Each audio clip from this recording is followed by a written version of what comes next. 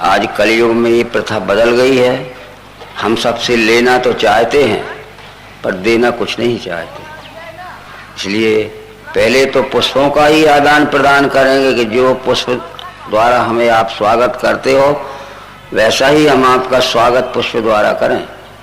इसके बाद जो ज्ञान यहाँ हम आपको देंगे तो आप लेना और उसके अनुसार व्यवहार में, मानव जगत के व्यवहार में उस ज्ञान का आचरण करना, मानव जगत को उद्धार करने के लिए। मानवता में अति विषम भेद हो गया है। आज मानव मानव को छूता नहीं है, जबकि हम जानवरों को छूते हैं, कुत्ते को छूते हैं, गधे को भी छूते हैं, परंतु ये मानव मानव को छूता नहीं है।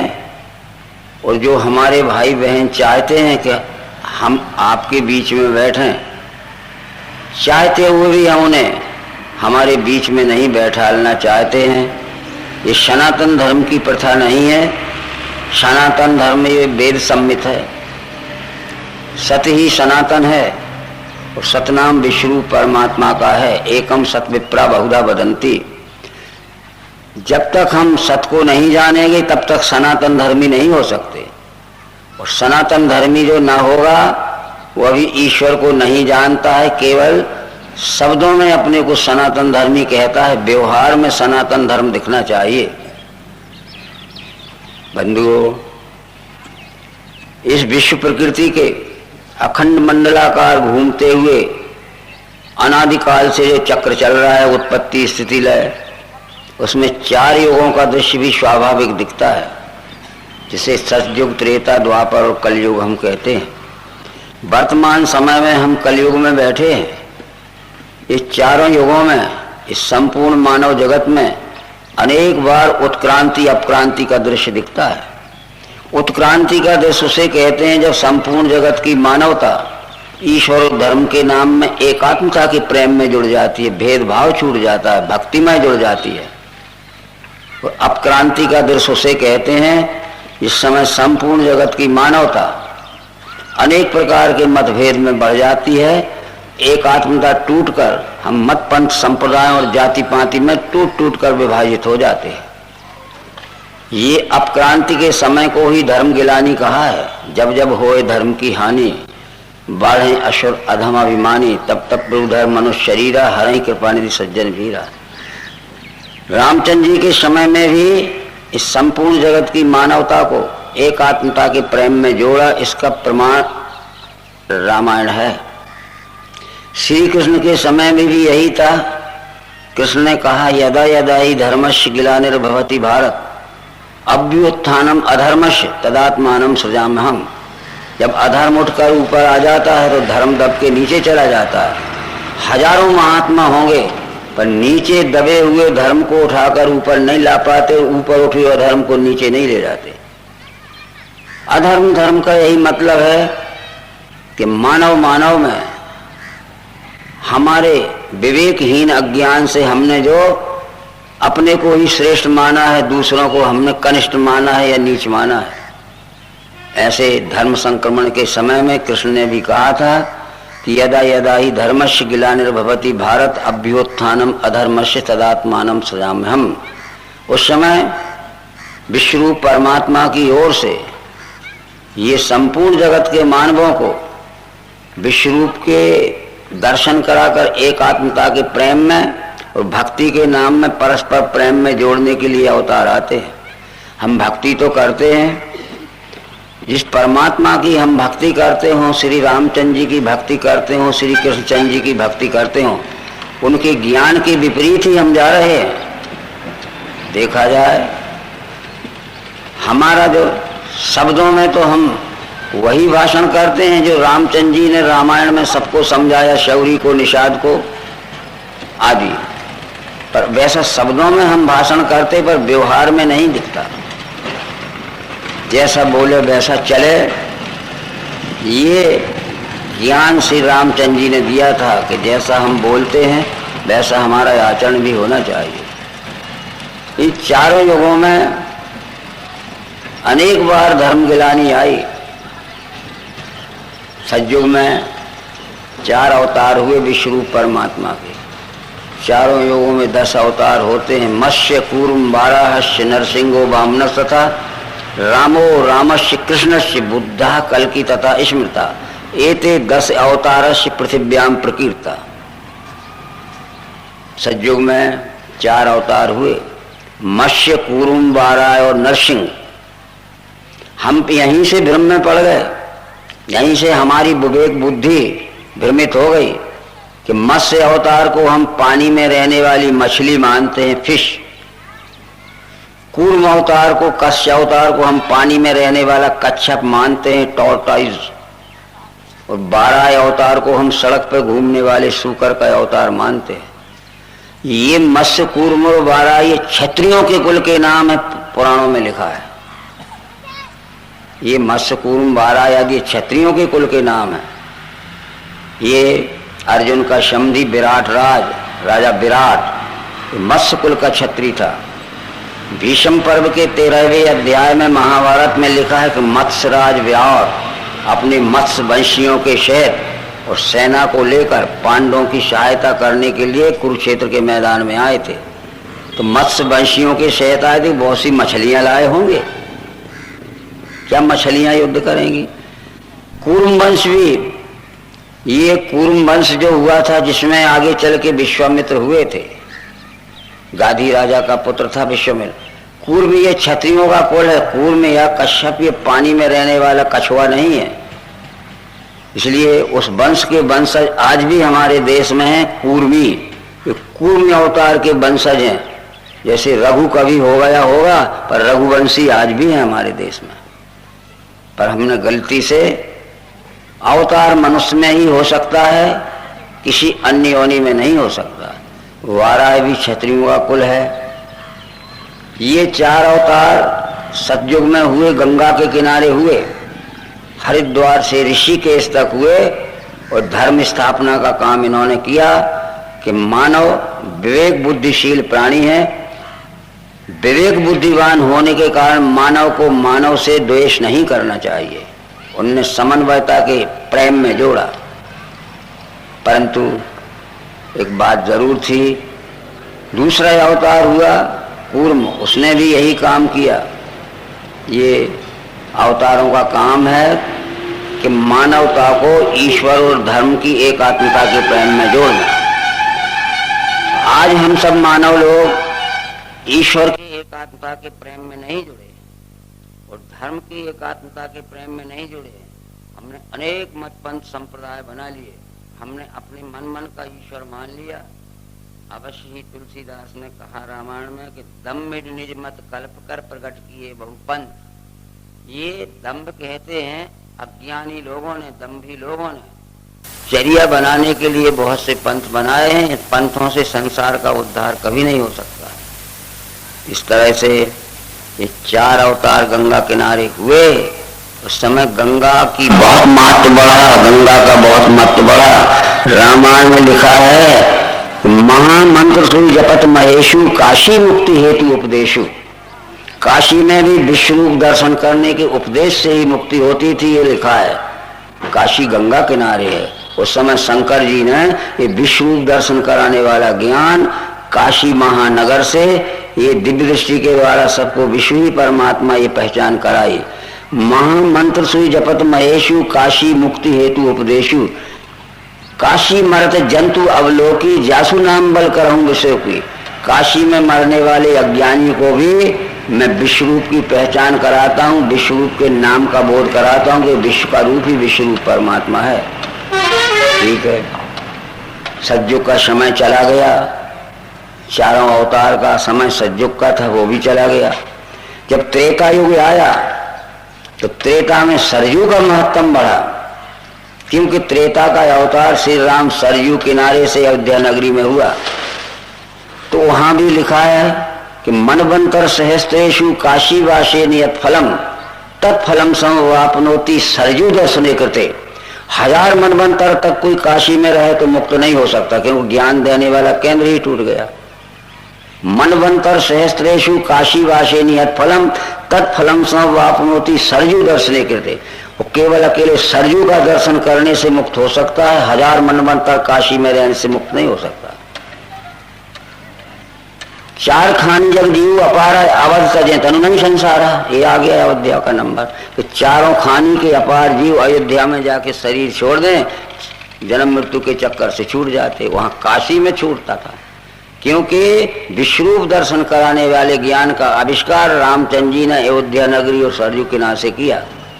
4 खानी जग जीव अपारा अवध तजे तो नहीं संसारा, और वहां लिखा था काशी मरत जंतु अवलोकी जासु नाम बल करूं, क्योंकि महात्मा आ गया सरयू में। वो वामन परशुराम और राम, ये 3 अवतार अयोध्या नगरी और सरयू किनारे हुए, इसलिए सरयू का महत्तम बढ़ गया। परंतु त्रेता का समय चला गया, द्वापर आ गया, यमुना का महत्तम बढ़ गया, क्योंकि विश्वरूप परमात्मा का 8वां अवतार श्री कृष्ण यमुना किनारे हुआ। विधि निषेध में कलिमल हरणी कर्म कथा रविनंदनी वर्णी, विधि निषेध में कलिमल हरणी कर्म कथा रविनंदनी वर्णी। रविनंदिनी कहते हैं यमुना जी को। कौन सा काम करना चाहिए, कौन सा काम छोड़ना चाहिए, कौन से काम के करने में संपूर्ण जगत की मानवता एक ईश्वर एक धर्म को मानेगी, और कौन सा कर्म छोड़ना चाहिए जिस हमारे अज्ञान के भ्रम से ये संसार की जनता अनेक ईश्वर मानने लगे और अनेक मजहब और अनेक धर्म मानने लगे। तो कृष्ण जी ने कहा कि सर्वधर्मान परित्यज मामेकम शरणं व्रज। अर्जुन, तू सब धर्मों को छोड़कर, जाति के पाति के छुआ के छूट के, इस सब धर्मों को छोड़कर एक ही धर्म धारण कर।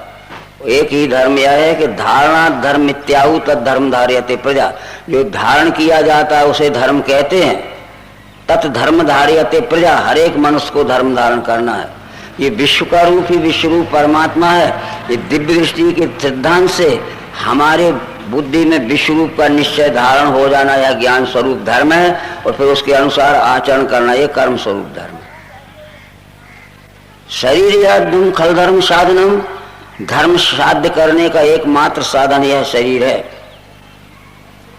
धर्म यदि धारण करना है तो धर्म साध्य करने का एकमात्र साधन यह हमारा शरीर है, और ये विश्वरूप का निश्चय हमारे बुद्धि में, हमारे शरीर में धारण हो जाना यह ज्ञान स्वरूप धर्म है। इसलिए विधि निषेध में कलिमल हरणी कर्म कथा अभिनंदन वर्णी। और कृष्ण जी ने भी गीता में कह दिया कि सर्वधर्मान परित्यज मामेकम शरणं, छोड़ के सभी धर्म ये धारण करके विश्वरूप का ही विश्वरूप परमात्मा अपनी बुद्धि में इस निश्चय को धारण करो।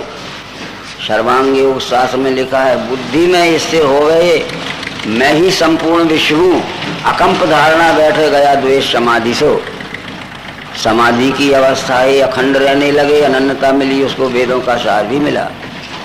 तो हम इस विश्वरूप का निश्चय धारण करेंगे जब धर्मज्ञ हो सकते हैं। चला गया द्वापर, कलयुग आ गया। कलयुग का महात्म नर्मदा में आ गया। सतयुग में गंगा, त्रेता में सरयू, द्वापर में अमना यमुना, और कलयुग में नर्मदा में सारा महात्म आ जाएगा। भविष्य पुराण में लिखा है, स्कंद वायु पुराण और ब्रह्म पुराण में लिखा है कि अब कलयुग का वर्चस्व नर्मदा के हाथ में आएगा। तो गंगा सरयू और यमुना 3-3 वर्ष में अपना भी जो वहां जाएंगे पाप समर्पण करके, वो भी 3 वर्ष में गंगा यमुना और सरयू नर्मदा में आएगी नहाने के लिए। इसलिए हम कुछ प्रमाण देते हैं। भविष्य पुराण में लिखा है कि मनवंतर सहस्त्रेषु काशीवासिनी, भविष्य पुराण में लिखा है 5 सहस्त्र वर्षेषु विगत कलि भविष्यति नवम बुद्ध रेवा तट जायते मानुषेश भी। जब कलयुग के 5000 वर्ष चले जाएंगे तो विश्वरूप परमात्मा का 9वां अवतार नर्मदा किनारे आएगा। जब कलयुग के 5097 वर्ष चले गए हैं, जो 9वां अवतार आ गया है वो भगवान श्री मायानंद चेतन जी हैं। अवतार के अनेक नाम होते हैं। कृष्ण का जन्म का नाम कन्हैया था। जब वो गायें चराने लगे तो गोपाल हो गए, मुरली बजाने लगे तो मुरलीधर हो गए, नंदलाला हो गए और गिरधारी हो गए, अनेक नाम हो गए। इसलिए निश्चित है कि कलयुग के जब 5000 वर्ष जाएंगे, इस मानव जगत में बेहद अत्याचार होगा जिसका शब्दों में वर्णन करना कठिन है। आज 5097 वर्ष चले गए हैं। इस मानव जगत की क्या दशा हो रही है कि तीनों युगों में जितना अत्याचार नहीं हुआ सतयुग त्रेता द्वापर में, अकेले कलयुग में उससे चौगुना अत्याचार हो रहा है। इसलिए मनुष्यों की बुद्धि में जो भ्रम होगा, जो उन्माद होगा, जो पागलपन सा छा जाएगा, मनुष्यों की बुद्धि का उन्माद और भ्रम दूर करने के लिए नौवां अवतार नर्मदा किनारे आएगा। पर आएगा कब? कलयुग के 5000 वर्ष जाने के बाद आएगा। कहाँ? नर्मदा किनारे। और एक पहचान और बताई है भागवत महापुराण के 12वें स्कंद के दूसरे अध्याय में। जो भागवत सप्ताह हम सुनते होंगे, ये बातें बताई नहीं जाती हैं। भागवत पुराण के 12वें स्कंद के दूसरे अध्याय में और विष्णु पुराण के चौथे अंश में, चौथे कांड में, और महाभारत के वन पर्व में लिखा है कि यदा सूर्यस्य चंद्रस्य यदा तिष्ठो बृहस्पति एक रसौ समेष्यन्ति प्रपश्यति तदा कृतौ। जिस समय सूर्य चंद्र गुरु ये तीनों ग्रह पुष्य नक्षत्र के एक राशि के एक स्थान में आएंगे, उस दिन सतयुग शुरू होगा। बस इसलिए सन 1942 के 2 अगस्त के दिन सूर्य चंद्र गुरु ये तीनों ग्रह पुष्य नक्षत्र के एक राशि के एक स्थान में आए, एक दिन रहे। ये तीनों ग्रह सैकड़ों वर्ष में इकट्ठे नहीं हो पाए थे। कभी सूर्य चंद्र आता था, उसके साथ में मंगल घुस जाता था। कभी सूर्य गुरु आता तो शनि और शुक्र चला जाता था। कभी ये चंद्र और गुरु आता था तो उसके साथ में मंगल चला जाता था, बुध चला जाता था, या किनारे निकल जाते थे। पर 1942 के 2 अगस्त के दिन सूर्य चंद्र गुरु ये तीनों ग्रह पुष्य नक्षत्र के एक राशि के एक स्थान में थे, एक दिन रहे, उस दिन सतयुग शुरू हुआ। ये भागवत के ही हम श्लोक आपको बता रहे हैं। भागवत पुराण के 12वें स्कंद के दूसरे अध्याय में लिखा है यदा सूर्यस्य चंद्रस्य यदा तिष्ठो बृहस्पति एक रासौ समेष्यन्ति प्रपश्यति तदा कृतौ। जिस समय सूर्य चंद्र गुरु ये तीनों ग्रह पुष्य नक्षत्र के एक राशि के एक स्थान में आएंगे, उस दिन सतयुग शुरू होगा। परंतु दूसरी बात उसमें ये आई है कि ये तीनों ग्रह इस संसार को प्रकाश देने वाले हैं। सूर्य दिन में प्रकाश देता है और चंद्रमा रात में प्रकाश देता है, गुरु तो दिन रात प्रकाश देता। तीनों ग्रह इकट्ठे हुए। जब कोई बड़ा आयोजन होता है, कोई बहुत बड़ा काम शुरू होता है, तो उतनी ही बड़ी विभूति उसका उद्घाटन करने आती है, उसका शुभारंभ करने आती है। तो भागवत में लिखा है इत्यम कलो गत प्राये जनेतु खर धर्मणि धर्मत्राय सत्वेन भगवान अवतरसति। सतयुग का शुभारंभ करने के लिए, उद्घाटन करने के लिए 9वां अवतार आएगा। ये मायरन चेतन आ चुका है। आप ये कहोगे कि अवतार आ गया, हमें पता ही नहीं है, तो निश्चित है कृष्ण जी का जब जन्म हुआ था तो छुपाना पड़ा था उनको। इसके बाद भी कंस को कहीं से उसका पता लग गया था, तो एक एक वर्ष के बच्चे राज भर के मरवा दिए थे उसने। कृष्ण को नंद बाबा के यहाँ छुपाना पड़ा था। नंद ये कंस राज्य के अंतर्गत जागीरदार थे। जागीरदार राजा की बरोबरी का रहता है, सम टक्कर का रहता है, इसलिए नंद के घर में नहीं घुस सकता था, नहीं तो महीनों लड़ाई हो जाती। तब पूतना को भेजी थी कि तू अपने स्तन में तीक्ष्ण जहर लगा और यशोदा से कृष्ण को मांग के पिला देना, तो वो जहर पी के मर जाएगा। परंतु जो विभूति जिस कार्य के लिए परमात्मा की ओर से भेजी जाती है, वो उस कार्य के को पूरा नहीं करती जब तक उसको कोई भी एक बाल विवाह का नहीं कर सकता। कृष्ण जी तो अवतार का काम करने आए थे और कृष्ण जी ने कह दिया। भगवत गीता के 9वें अध्याय के 2-3 श्लोक देखें हम और फिर 32वां श्लोक देखें। कृष्ण जी कहते हैं भगवत गीता के 9वें अध्याय में, जिसका ज्ञान होने से छूटेगा भवबंध से, वो गुह्य ज्ञान विज्ञान देता हूँ अद्वेष्टु। जिस विष्णु परमात्मा का ज्ञान होने से तुम परमात्मा संबंधी सब प्रकार की भ्रमग्रसित मानिंदी से छूटेगा, वो गुह्य ज्ञान विज्ञान देता हूँ अद्वेष्टु। वो अत्यंत रहस्यमय उस गूढ़ विज्ञान को मैं तुझे दे रहा हूँ। राज विद्या राजगुह्य पवित्रमिदमुत्तमं प्रत्यक्षावगमं धर्मं सुसुखं कर्तव्यम्। इस विद्या का नाम राज विद्या है। जब राज विद्या इसलिए है कि परमात्मा दर्शन का राज, परमात्मा दर्शन का भेद, परमात्मा का रहस्य दिव्य दृष्टि से ही खुलता है। और राज विद्या नाम इसलिए है कि जब तक राजकारण चलाने वाले लोग इस विश्वरूप दर्शन कराने वाले ज्ञान को नहीं अपनाएंगे तब तक राजकारण सफल नहीं हो सकता। आज देखो सैकड़ों पार्टियां हैं, कृष्ण जी ने और रामचंद्र जी ने जो दिव्य दृष्टि से विश्वरूप दर्शन कराया अपने भक्तों को, इनसे राजकारण चलाने वाले सब अनभिज्ञ हो गए हैं और फिर अपने अपने स्वार्थ के लिए सब ये स्वार्थमय जीवन बिता रहे। परंतु इसलिए निश्चित है कि जिन्हें इस धर्म में श्रद्धा नहीं है वे परंतप मेरी प्राप्ति बिना घूमे सदा संसार चक्र में। जिसे इस धर्म में श्रद्धा नहीं है वे परंतप। हे अर्जुन, मैं जो कह रहा हूं कि विश्वरूप का निश्चय ही हमारी बुद्धि में धारण हो जाना ये ज्ञान स्वरूप धर्म है, उसके मुताबिक फिर विश्व के साथ व्यवहार करना ये हमारा कर्म स्वरूप धर्म है ज्ञान। तो मेरे बताए हुए इस ज्ञान रूपी धर्म में जिसको श्रद्धा नहीं होगी उनके जन्म मृत्यु का चक्कर बंद नहीं हो सकता, चाहे 1000 जन्म चले जाएं। परंतु वो 9वें अध्याय के 32वें श्लोक में क्या कह रहे हैं कि मां मही पार्थ व्यापाश्रित्यपि पाप योनिया स्त्रियो वैश्य तथा शूद्र से अप्यांति पराम गतिम। मेरे आश्रय से पार्थ पापी चांडाल आदि भी स्त्रियां वैश्य और शूद्र पाते हैं श्रेष्ठ वो गति। ये जाति के अभिमानियों ने स्त्रियों को, अछूतों को, शूद्रों को भक्ति के अधिकार से वंचित कर दिया है। इसलिए मैं भक्ति का अधिकार दिलाने आया हूं। मेरे आश्रय से पार्थ पापी चांडाल आदि भी स्त्रियां वैश्य और शूद्र पाते हैं श्रेष्ठ वो गति। मेरा आशय, मैं इन्हें भक्ति का अधिकार। आज भी यही दशा दिख रही है कि हम ऊंची ऊंची जात के लोगों ने, कुछ ऐसी जातियां हैं जिनको हमने वो भक्ति के अधिकार से वंचित कर दिया है और उनको अछूत मान के उनका अनादर कर रहे हैं।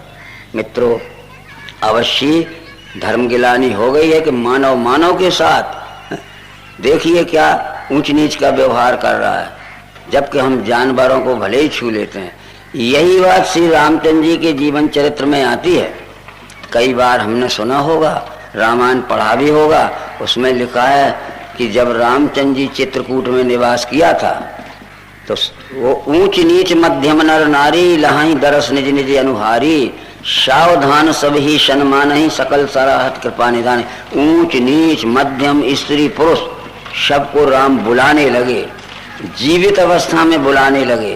परंतु खेद है इस बात का, उनके चले जाने के बाद जीवित अवस्था में रामचंद्र जी जो काम करते थे ऊंच नीच मध्यम स्त्री पुरुषों को बुलाकर सावधानी से बैठालते थे। हमने उनके उस ज्ञान मार्ग को छोड़ दिया है और हम ही बड़े बड़े लोग बैठते हैं और दूसरे हमारा पास बैठने को तरसते हैं। ऊंच नीच मध्यम नर नारी लहाई दरस निज निज अनुहारी सावधान सब ही सन्मान ही सकल सराहत कृपा निधान। रामचंद्र जी सबको बुलाते थे और सावधानी से आदर से सबको बैठालते थे, इसलिए रामचंद्र जी की प्रशंसा होती थी, सराह होना होती थी। परंतु रामचंद्र जी के छोटे भाई भरत शत्रुघ्न जब चित्रकूट में श्री रामचंद्र जी से मिलने गए तो वहां भी हम पढ़ते हैं, लोक वेद सब भांतहु नीचा जासु छाए सोए ले वहीं सींचा ते हरियंक राम लघु भ्राता मिले सकल परिपूरित गाता। जाति अभिमानियों को जिनकी छाया पड़ने पे भी छूट लग जाती थी, शरीर छूने पे नहीं, और स्नान करना पड़ता था, ऐसे अछूत लोगों से राम के छोटे भाई भरत जी प्रसन्नचित होकर छाती से लपेट के मिले। क्या ये रामायण हमने नहीं पढ़ा है? राम के 9 पाठ भी करते हैं, घर घर रामायण पढ़ते हैं नहा धो के कि हमें पुण्य मिल जाएगा। अरे रामायण पढ़ने मात्र से पुण्य नहीं मिलेगा। राम में रामचंद्र जी का जो ज्ञान है, जो गुण है, जो चरित्र है, राम के ज्ञान के अनुसार, रामचंद्र जी के गुण के अनुसार, रामचंद्र जी के चरित्र के अनुसार हम चलेंगे तब पुण्य मिलेगा। उन्होंने अछूतों ने कोल की रात भिल्ल बनवासी मधुसूचि सुंदर स्वाद सुधासी, वो कोल की रात भिल्ल जो बनवासी थे, अछूत थे, वो भरत जी से मिलने आए। उन्होंने खाने को भी दिया। उनके पास धातु के पात्र नहीं थे तो झाड़ के पत्तों के दोने बना के लाए, उनमें लाए भर भर पर्ण फुटी रचरूरी कंद मूल फले अंकुर जूरी। खाया सबका दिया हुआ, सबसे भेदभाव रहित होके मिले। तो जब वो देखा भरत जी ने ये गरीब लोग हैं, दिन भर की कमाई तो यहाँ ले आए हैं, लौट के घर जाएंगे, इनके घर में खाद्य सामग्री ना होगी तो इनके बाल बच्चे भूखे सो जाएंगे। तो इनको कुछ पैसे दे दिए जाएं। दे मोल बहु मोल न ले ही फेरत राम दुहाई दें। अरे हमने पैसे लेने के लिए थोड़ी आपको दिया, आपने हमें छू भी लिया, आपने हमारा छुआ खा लिया, ये पैसे वापस लीजिए। पैसे वापस कर रहे तो राम दुहाई देते थे। राम की दुहाई यानी जय श्री राम, ये दुहाई थी। हम शब्दों में तो जय श्री राम कहते हैं और वाणी में तो हम बड़े कुशल हैं, वाणी में बड़े सच्चाई से बोलते, वाणी के बड़े ईमानदार हैं, पर कर्म में हम बेईमान हैं और मन में कुटिल हैं। इसलिए राम भक्ति का नाता इससे नहीं जुड़ सकता भाइयों। कर्म वचन मन छाड़ छल भजई मोह निष्काम, तिनके हृदय कमल में करो सदा विश्राम। ये राम स्वयं कहते हैं कि कर्म से वचन से और मन से जो छल कपट छोड़कर संसार का व्यवहार चलाते हैं उनके हृदय में मेरा निवास रहता है। कर्म वचन मन छाड़ छल भजहि मोह निष्काम, तिनके हृदय कमल में करो सदा विश्राम। कर्म वचन मन छाड़ छल जब लग जन न तुम्हार, तब लग कुशल न जीव कहीं करे कोटि उपचार। कर्म से वचन से और मन की तीनों की ईमानदारी से चलकर जब तक इस संसार का व्यवहार नहीं चलाता है तब तक है जीव परम सुख शांति नहीं पा सकता है। करे कोटि उपचार, करोड़ों प्रकार के पूजा पाठ करे, ये सब रामायण का वृतांत है। तो हम राम का नाम लेते हैं, कृष्ण का नाम लेते हैं, पर रामचंद्र जी के ज्ञान गुण और आते होंगे हम सभी के, और हर एक आदमी कथा कहता होगा, परंतु क्या आज तक ये भेदभाव मिटा? अवतार को हमने जाना ही नहीं, अवतार के ज्ञान को नहीं जाना, इसलिए अवतार के ज्ञान के अनुसार हमारा व्यवहार नहीं चल रहा है संसार का। ये केवल कथाएं पढ़ने से अथवा कथाएं सुनाने से आज तक हमारे रोग नहीं गया। वो दवाई ही नहीं थी कि कथाएं सुनाते जाओ और सुनते जाओ। हमारा जो भ्रम का रोग था, जो कुछ उनमें लिखा हुआ है उसके अनुसार हमारा संसार का व्यवहार होना चाहिए। ग्रंथ का नाम है रामचरितमानस। रामचरितमानस यह नामा सुनत श्रवण या है विश्रामा। रामचंद्र जी का ज्ञान, रामचंद्र जी का गुण और रामचंद्र जी का चरित्र लिखा है। तो उस ग्रंथ को पढ़ने पर हमारे अंतःकरण में निश्चय आना चाहिए कि राम का ज्ञान क्या है, राम का गुण क्या है और राम का चरित्र क्या है। ये संस्कार हमारे में नहीं आए तब तो एक बात है कि पुस्तक पढ़ना ही हमारा समय काटू हो जाएगा और हमारा भ्रम नहीं गया। ये जरूर लिखा है ग्रंथों में, जहाँ जहाँ भी देखोगे आप, जो पतित थे, जो हीन थे, परंतु उन्होंने शरीर नहीं बदला, परंतु शरीर के रहते हुए निंदनीय और निकृष्ट जीवन से प्रशंसनीय और वंदनीय जीवन प्राप्त कर लिया। संत तुलसीदास जी रामचरितमानस जब लिखते हैं तो बालकांड के संस्कृत मंगलाचरण में, बालकांड में जो संस्कृत क्या किया है, इष्टबन कहते हैं, मंगलाचरण गाया है। श्री रामचंद्र जी के समकालीन दो जीवित पुरुषों की वंदना की है। बंदो विशुद्ध विज्ञानो कवीश्वर कपीश्वरो। मैं विशुद्ध विज्ञान स्वरूप कवीश्वर वाल्मीकि की वंदना करता हूँ और विशुद्ध विज्ञान स्वरूप कपीश्वर हनुमान की वंदना करता हूँ, जो रामचंद्र जी से मिलने के पहले निकृष्ट और निंदनीय जीवन बिता रहे थे और रामचंद्र जी से मिलने के बाद प्रशंसनीय और वंदनीय जीवन में आ गए। शरीर नहीं बदला, हमारा भी बदल सकता है और हमारा बदल गया तो हम समाज को भी बदल सकते हैं, अपने परिवार के लोगों को भी परिवर्तन में ला सकते हैं। तो इनकी वंदना क्यों की गई? रामचरितमानस का इतिहास कहता है कि जब देवी सीता का अपहरण हो गया तो समुद्र पार करके हनुमान लंका में पहुंच गए और घर घर खोज डाला, मंदिर मंदिर प्रतिकर शोधा, देखे जहां तहां अगणित योधा। गयहु दशानन मंदिर माही, अति विचित्र कह जासो नाही। शयन किए देखा कपिते ही, मंदिर में न दीख बैदे। लंका का घर घर छान डाला, देवी सीता नहीं मिली। आधी रात के समय हनुमान रावण के राजमहल में घुस गया, जहां रावण सोता था, जहां हजारों हथियारबंद सैनिक चारों तरफ पहरा लगा रहे थे, और रावण को अकेला सोया देखा। शयन किए देखा कपिते ही, मंदिर में न दीख बैदे। हनुमान निराश हो गए, अब देवी सीता मिलने वाली नहीं है। रावण ने बहुत कष्ट दिए होंगे तो आत्महत्या कर ली होगी, सहन नहीं हुए, या रावण की बात ना मानी होगी तो रावण ने भी मार काट के फेंक दिया होगा। निराश होके बाहर निकले, रास्ता में विभीषण से भेंट हो गई। विभीषण से जब भेंट हो गई तो हनुमान जी ने अपनी जीवनी विभीषण को सुनाई थी, जो रामायण में लिखा है। काहू परम में कबन कुलीना, कपि चंचल सभी विधिहीना, प्रात ले जो नाम हमारा, तादिन ताही न मिले आहारा, अश्मय अधम सखा सुन मोहू पर रघुवीर, कीनी कृपा जान जन भरे बिलोचन। जैसा कि रामायण में लिखा है और आप पढ़ लेना। हे मित्र विभीषण, मैं ऊंचे कुल का जाति का नहीं हूं। कपि चंचल सभी विधिहीना, हम वन में रहने वाले बनचर थे। सभी विधिहीना, सब प्रकार से नीच प्रवृत्ति के थे। प्रात ले जो नाम हमारा, तादिन ताही न मिले आहारा, अगर हमारा सवेरे कोई नाम ले देता था कि हनुमान को हमने इस परिसर में घूमते देखा है, और हमारा नाम सुन के इतने डरते थे लोग कि घर में खाना पीना भी नहीं होता तो भूखे बैठे रहते थे। प्रात ले जो नाम हमारा, तादिन ताही न मिले आहारा, क्योंकि निकलेंगे तो मारेगा पटक पटक के, भय से लुके। अश्मय अधम सखा सुन मोहू पर रघुवीर, कीनी कृपा जान जन भरे बिलोचन। हे मित्र विभीषण, में अधम था, पर राम ने जब मेरे ऊपर कृपा कर दी तो आज मैं प्रातः स्मरणीय हो गया, प्रातः बंदनीय हो गया। राम ने कृपा क्या थी? कौन सी कृपा की थी? हनुमान सुग्रीव के साथ ऋषिमुख पहाड़ की गुफा में बाली के डर से छुप के रहते थे। जब सुग्रीव ने देखा कि हमारे के पहाड़ के तरफ दो जवान और बलवान व्यक्ति आ रहे हैं, सुग्रीव ने हनुमान जी से कहा कि जाओ देखो, उनका भेद लो। यदि बाली ने उनको भेजा है तो दूर से इशारा कर देना, ये पहाड़ छोड़ के हमें भागना पड़ेगा। पठवा वाली होए मन मैला, भागो तुरंत तजो यह शैला। हनुमान गए थे। श्री रामचंद्र जी की हनुमान की बातचीत हुई थी। इस संदर्भ में रामचंद्र जी ने उन्हें दिव्य दृष्टि दे दी, तत्व दर्शन ज्ञान दे दिया। किष्किंधा कांड के 3 दोहे में लिखा है, सो अनन्य जाके यश मति न टरे हनुमंत, मैं सेवक सचराचर रूप स्वामी भगवंत।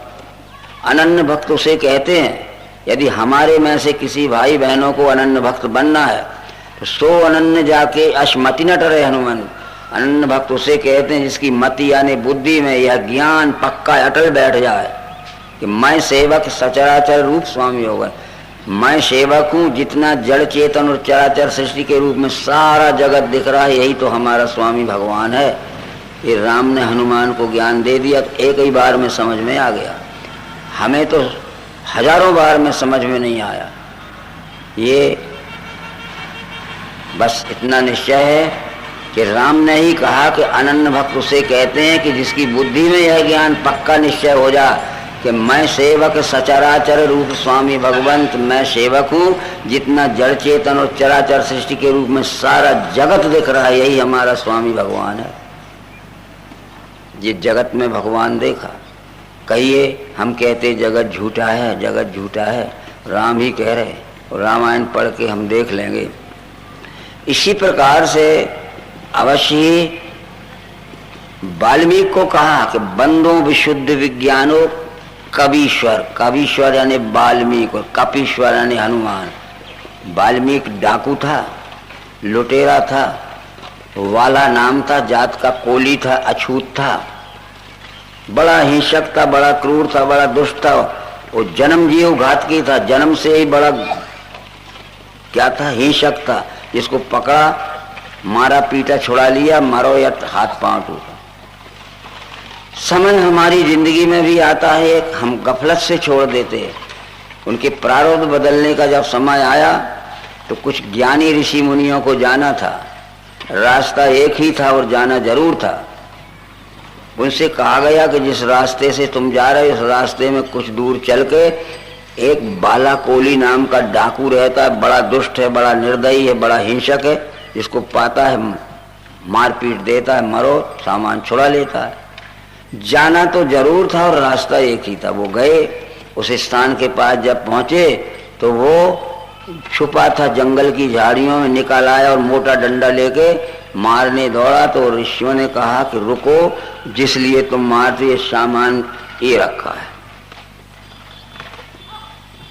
एक काम करो, तुम बहुत अच्छे व्यक्ति दिखते हो, इस सामान को अपने घर में ले जाओ और अपनी पत्नी और बच्चों से पूछना, परिवार से, कि तुम्हारे लिए आज तक हमने सैकड़ों लोगों को बड़ी निर्दयता से, बड़ी क्रूरता से, बड़ी दुष्टता से मारा पीटा, इसका फल जब मुझे भोगने को मिलेगा तो तुम शामिल रहोगे नहीं? ये पूछ के नहीं आओगे तब तक हम यहीं खड़े मिलेंगे। और सामान तो इसलिए ले जाओ कि तुम रख के जाओगे तो तुम्हें ये लगेगा कि लेके भाग जाएंगे। और सामान ले गया, घर में रखा, पत्नी से पूछा कि आज तक तुम्हारे लिए हमने सैकड़ों लोगों को बड़ी निर्दयता से, बड़ी क्रूरता से, बड़ी दुष्टता से मारा है, उसका फल जब मुझे भोगने मिलेगा तुम शामिल रहोगे नहीं? उत्तर क्या मिला? पत्नी कहती, हम क्या जाने आप क्या करते हो, हमने कब कहा था लूटो मारो? क्या हमारे पेट की भूख मिटाने के लिए, हमारे कमाई के लिए हाथ नहीं है? हम तो खुद कमा खा लेंगे। बस इतनी बात लग गई, उसके किस्मत बदलना थी, समझ गए? आ गया कहते कि मेरा उद्धार करो। वो तो कहते हैं कि हमने कब कहा था लूटो मारो? क्या हमारे पेट की भूख मिटाने के लिए, कमाने के लिए हमारे हाथ नहीं है? इसलिए मेरा उद्धार करो। तो क्या ज्ञान दिया था मित्रों ऋषियों ने? एकाग्र मनसा त्रैव मरेति जब सर्वदा। आज से तू अपने मन को निर्मल कर और एकाग्र कर, और जिस संसार को तूने लूटा मारा है उसकी सेवा में लग जा, तेरी नई जिंदगी बदल जाएगी, नई जिंदगी शुरू हो जाएगी। इस तरह से हमने रामायण में पढ़ा कि वो लिखा है, उल्टा नाम जपत जग जाना, वाल्मीकि भय ब्रह्म समाना, जानी आदि कवि नाम प्रतापू, भय सिद्ध कर उल्टा जापू। हमारे कथावाचक कहते वो मारा मारा मारा मारा कहने लगा। अरे तुलसीदास ये नहीं लिख सकते थे कि मारा मारा कह के जग जाना, वाल्मीकि भय ब्रह्म समाना, कि जाने आदि कवि नाम प्रतापू, भय सिद्ध कर मरा जापू। ये गलत अर्थ किया और हम भी मानते गए आज तक। ये भाषा शास्त्र में विलोम शब्द होते हैं, परस्पर विरोधी शब्द होते। अज्ञान में जब हम बुरा करते हैं और सचमुच ज्ञान हो गया तो बुरा का उल्टा क्या है, अच्छा करने लगेंगे। अज्ञान में जब हम बेईमानी करते हैं और ज्ञानी हो गए तो ईमानदार हो जाएंगे। अज्ञान में हम दुराचार करते हैं, ज्ञान हो गया तो सदाचारी हो जाएंगे। अज्ञान में हम दुष्ट रहते हैं और ज्ञान हो गया तो दयालु हो जाएंगे। जिंदगी बदल गई। मरा मरा नहीं कहा था, चाहे जो मनवा दिया है, चाहे जो मानते गए, क्योंकि हमारी बुद्धि में विवेक नहीं था और समझाने वाले भी विवेकहीन थे, तो मरा मरा कहने लगे। एकाग्र मनसा त्रैव मरेति जब सर्वदा। आज से तू अपने मन को निर्मल कर, एकाग्र कर, और जिस संसार को तूने लूटा मारा उसकी सेवा में लग जा, तेरी नई जिंदगी हो जाएगी। लग गया सेवा में, वो महर्षि हो गया। बताओ, हम भी बदल सकते हैं, हम चाहें तो। लोग कहते हमसे बुरा काम छूटता ही नहीं है, हमसे बुरा काम छूटता ही नहीं है। अरे हम छोड़ना तो चाहते ही नहीं है, काम पकड़े हैं कि हम काम को पकड़े हैं। मैंने ये राड पकड़ ली है और मैं चिल्लाऊं, दौड़ो दौड़ो मुझे ये राड पकड़े है, दौड़ो मुझे ये माइक पकड़े है, दौड़ो मुझे माइक पकड़े, तो कोई चतुर ये कहेगा माइक थोड़ी पकड़े, तुम ही पकड़ो, तुम छोड़ दो ना। है? हाँ, इसलिए वो महर्षि हो गया। अब रामायण के विषय में हम आते हैं। जब वनवास के समय में रामचंद्र जी वाल्मीकि आश्रम पर गए थे, मुनि कहें राम दंडवत कीना, आशीर्वाद विप्रवर दीना। हमारे कथावाचक कहते हैं कि वो वाल्मीकि दूसरा था, ये वाल्मीकि दूसरा, ये तो विप्र लिखा है। चाहे जो मान ले लो, परंतु वेदौ वेदम तथा वेदानी वेदांगानी तथा ध्वजा आदित्य चादि गम्यर्थम तथा सिनाता दोजोतमा। जब ज्ञान सीखने लगता है मनुष्य तो ध्वज होता है। हमारे हड्डी मांस और चमड़े का शरीर माता पिता के घर में होता है और ज्ञान का जन्म गुरु के घर में होता है, वो दूसरा जन्म माना जाता है। द्वि का अर्थ है द्वितीय, जा का अर्थ है जन्म। ज्ञान सीखने का जन्म गुरु के घर में होता है, हम ध्वज हो जाते हैं। और वो सीखे हुए ज्ञान को जब दूसरे को सुनाने लगते हैं तो हम विप्र होते हैं। विपर्य शार्ट प्रारंभ का बी का अर्थ विशेष, प्रा का अर्थ प्रकार। और शब्दों में सुनाए हुए ज्ञान को जब प्रत्यक्ष दिखाने लगते हैं तब हम क्या होते हैं? ब्राह्मण होते हैं, महर्षि होते हैं। इसलिए आदि शंकराचार्य कहते हैं संस्कार ध्वजता देवे विप्रत श्रुतिगान से ब्राह्मण दिव्य दृष्टि से इति वेदांत दंडमा।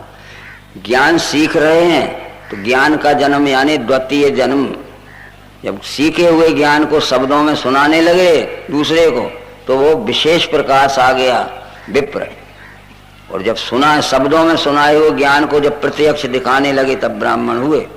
संस्कार ध्वजता देवे विप्रत श्रुतिगान से ब्राह्मण दिव्य दृष्टि से यदि वेदांत डिल्लेवा। तुलसीदास को सदगुरु से दिव्य दृष्टि मिली, श्री गुरु पद नख मणिगण ज्योति सुमरत दिव्य दृष्टि ही होती, तब उन्होंने संत की भूमिका में रामायण लिखी है, दिव्य दृष्टि के विचार से लिखी है। तो फिर दंडवत प्रणाम होने के बाद रामचंद्र जी वाल्मीकि से पूछते हैं कि अब राउर जहां आयुष होई मुनियोद वेग न पावे कोई, मुनि तापस जिनसे दुख लही ते नरेश बिन पावक दही, कहाँ रच परम रुचुण त्रिशाला वास करो कछु काल कृपाला। हे मुनिराज, जहाँ आपकी आज्ञा हो और मेरे रहने से जहाँ किसी को तकलीफ न हो ऐसा स्थान मुझे बता दीजिए। कहाँ रच परम रुचुण तृणशाला वास करूं कछु काल कृपाला। मैं यहाँ झाड़ के पत्ते और घास का आश्रम बना के कुछ समय वहाँ रहना चाहता हूँ, पर ऐसी जगह बता दीजिए जहाँ मेरे रहने से किसी को कष्ट न हो।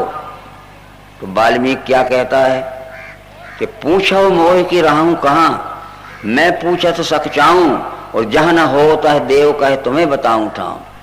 श्री राम तुम मेरे से पूछते हो कि रहने को जगह बता दो, पर मैं पूछत सक चाहूं संकोच पूर्वक मैं आपसे पूछता हूं पहले आप ही बता दो जहां आप ना हो, तो मैं कहूंगा वहां रहो।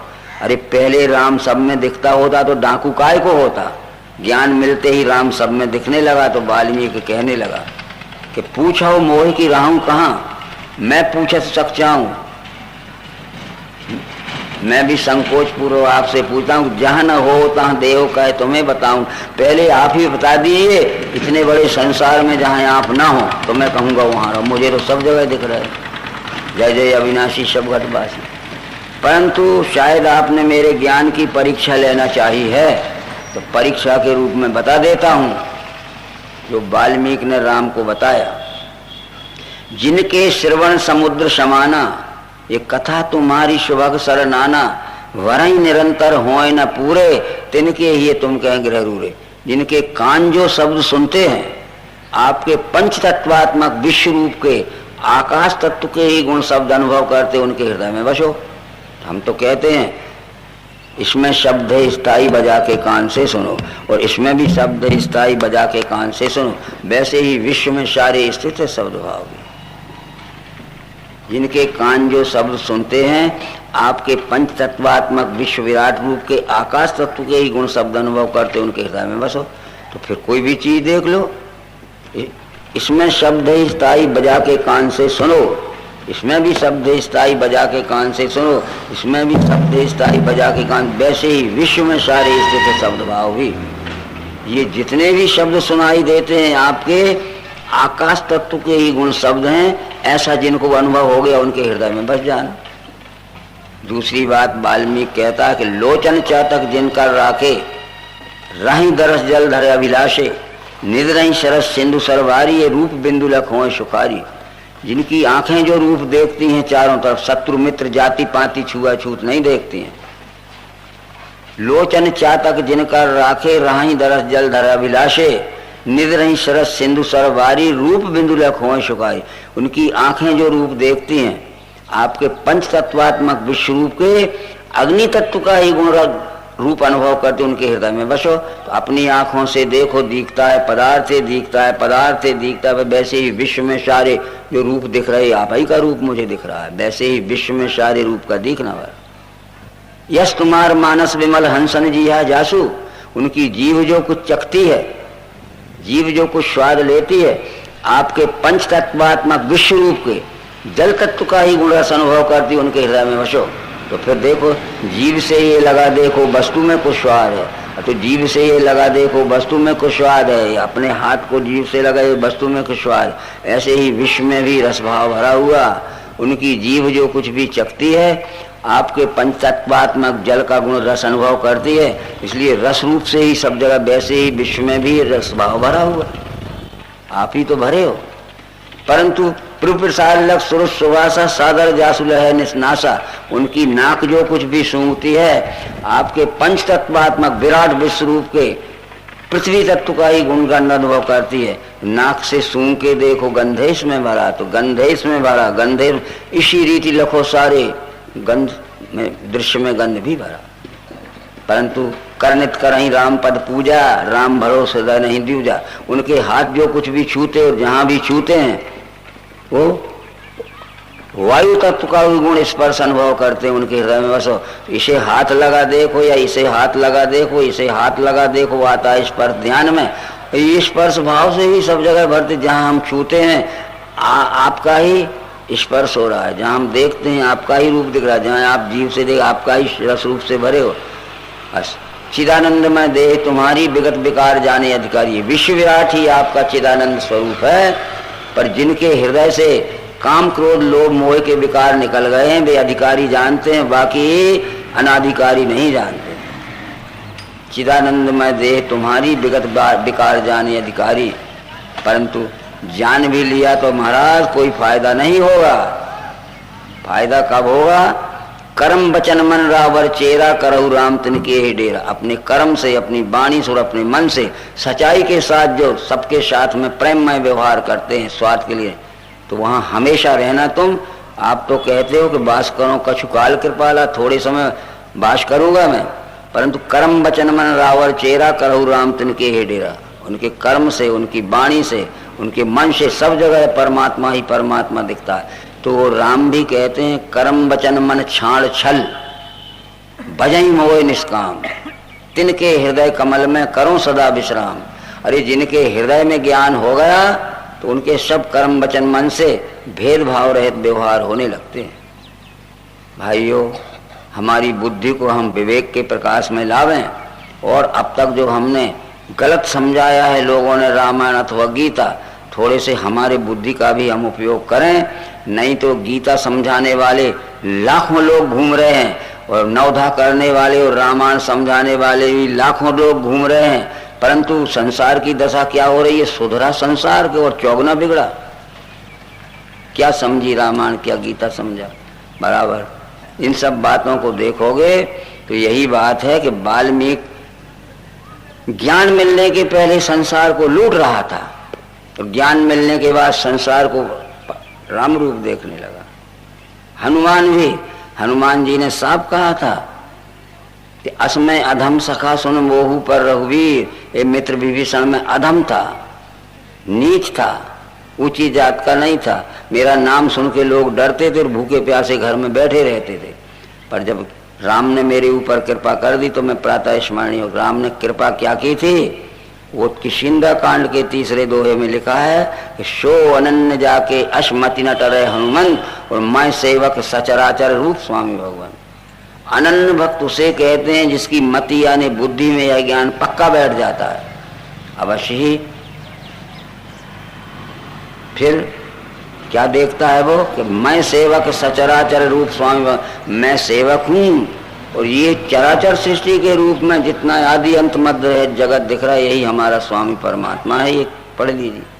तो इन बातों को हम समझते क्यों नहीं है? भगवत गीता के प्रबोधक श्री कृष्ण कहते हैं, भगवत गीता के 16वें अध्याय के 8वें श्लोक में, जितने आसुरी लोग हैं वो कहते हैं जगत झूठा है। असत्यम प्रतिष्ठम ते जगदाहुर्नीश्वरम अपरस्पर शंभूतम किम मन्ये काम हेतुकम। जितने आसुरी लोग हैं, जितने अज्ञानी लोग हैं, वो कहते हैं जगत झूठा है। अब बतलाइए, कृष्ण ऐसा कह रहे हैं। आप भगवत गीता के 16वें अध्याय का 8वां श्लोक देखो, और कृष्ण जी कह रहे हैं कि हम तो यही बताने आए हैं विश्वरूप दर्शन योग नाम के 11वें अध्याय में, एक अष्टम ये जगत कृतिष्णम पश्चात सचराचरम ये मम देहे गुडाकेश यान्य दृष्टि। एक ही देह में मेरे स्थित है, पार देख तू चराचर जगत सारा और भी जो चाहे वही। एक ही विश्व में चराचर के से सारा जगत भरा हुआ है, और तुझे देखना है चाहे नदी हो, चाहे पहाड़ हो, और चाहे सूरज हो, चाहे चांद हो, ये सब परमात्मा का ही स्वरूप। भागवत पुराण के 11वें स्कंद में लिखा है, राजा जनक ने एक तत्वदर्शी ऋषि से पूछा कि हम परमात्मा परमात्मा तो हमेशा कहते हैं, पर हम जानते नहीं है कि परमात्मा कहाँ है। हो सकता है कि हम भी रोज परमात्मा परमात्मा सब कहते हैं, पर कहा जाए कि वो परमात्मा है कहाँ, वो कहते सर्वव्यापी है, सर्वव्यापी है। सर्वव्यापी कह दिया तो कोई पूछेगा कि सर्वव्यापी है तो सबके अंतर्गत ये वस्तु इसमें कैसे है। जब सर्वव्यापी है तो सर्व के अंतर्गत ये वस्तु इसमें कैसे है। इस कैसे का उत्तर नहीं, जैसा सब में है वैसा इसमें है, और जैसा एक में सब में, ये सब में उसको दिखाना पड़ेगा। इसलिए निश्चित है कि ये ज्ञान जो है बगैर दिव्य दृष्टि के नहीं हो सकता। व्याप्त है सम सर्वत्र परमात्मा यह देख के, फिर आत्म प्रेम नहीं त्यागे वो पावे परम गति, कृष्ण जी कह रहे।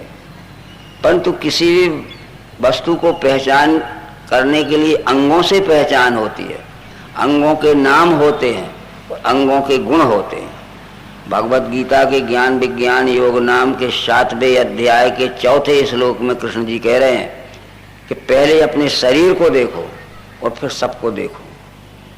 पहले खुद में देखो, सब में देखो। पृथ्वी जल अग्नि वायु आकाश मन और धी अहंकार, यही मेरे प्रकृति के 8 अंग हैं। देखो हमारा शरीर पृथ्वी जल अग्नि वायु आकाश 5 तत्वों का बना है। इसमें क्रियाशीलता के लिए हमारे पास मन बुद्धि अहंकार हैं। हमारे पिंड शरीर ये 8 अंगों का बना हुआ है। तो क्या आपके शरीर 8 अंगों के नहीं है? आपके शरीर भी 5 तत्वों का बना है, आपके शरीर में भी मन बुद्धि अहंकार। तो क्या वो अमेरिका के लोगों के नहीं है? जो 5 तत्व 3 गुण 8 अंगों का ये पिंड शरीर बना है जीव का, वो 5 तत्व 3 गुण 8 अंगों का ये सारा विश्व बना हुआ है। यत यत पिंडे तत् तत् ब्रह्मांडे। यही बात राजा जनक को समझाई थी कि परमात्मा तो सदैव दिखता है, पर तुम पहचानते नहीं हो। बराबर। खम वायु अग्निम सलिलम महिषा ज्योति सत्वानि दिशो दुर्मादीन सरस समुद्रांश हरे शरीरम यत्किंच भूतम प्रणवेद नन्या। खम कहते हैं आकाश को, वायुम कहते वायु को, अग्निम कहते अग्नि को, सलिल कहते जल को, और मही कहते पृथ्वी को। देखो पृथ्वी जल अग्नि वायु ये अनंत विस्तार में 5 तत्व दिख रहे हैं। ज्योतिष जितनी प्रकाशवान चीज है, सूर्य नक्षत्र तारे, दिशा जितनी 10 दिशाएं हैं, पूरब पश्चिम उत्तर दक्षिण ईशान अग्नि नैऋत्य वायव्य नीचे ऊंचे, और जितने भी ये द्रुमयादीन हैं, द्रुम कहते हैं लता बेल वनस्पति पौधे झाड़, शरित एक नाली में बहते हुए छोटी सी पानी से लेकर महानदी तक, समुद्रांश गड्ढे में भरे हुए पानी से लेकर महासमुद्र तक, यही तो सब परमात्मा का शरीर है। देखो ना, पहचानते नहीं, ये भी उत्तर दिया गया था। अब परमात्मा दिखता ही है और किसको पहचानोगे? बस ये सर्वांग योग की युक्ति में लिखा है। इस विषय पे प्रायोगिक प्रक्रिया द्वारा समझाया जाएगा। तो किसी वस्तु की पहचान अंगों से होती, अंगों के नाम होते हैं, अंगों के गुण होते हैं। अंग हैं 8, क्षर में अंग हैं 8, अष्टांग क्षर साकार, भिन्न प्रकृति अष्टधा। 8 अंगों के नाम हैं पृथ्वी जल अग्नि वायु आकाश मन बुद्धि अहंकार। 8 अंगों के गुण हैं। पृथ्वी का गुण गंध है, जल का गुण रस है, अग्नि का गुण प्रकाश रूप है, वायु का गुण स्पर्श रूप है, आकाश का गुण शब्द रूप। इसमें हमें 5 गुणों से 5 तत्व देखना है, कोई भी चीज में देख लेना है आप। पृथ्वी का गुण गंध है, यहाँ कैसे देखोगे? नाक से सूंघ के देखो, गंध है इसमें भरा।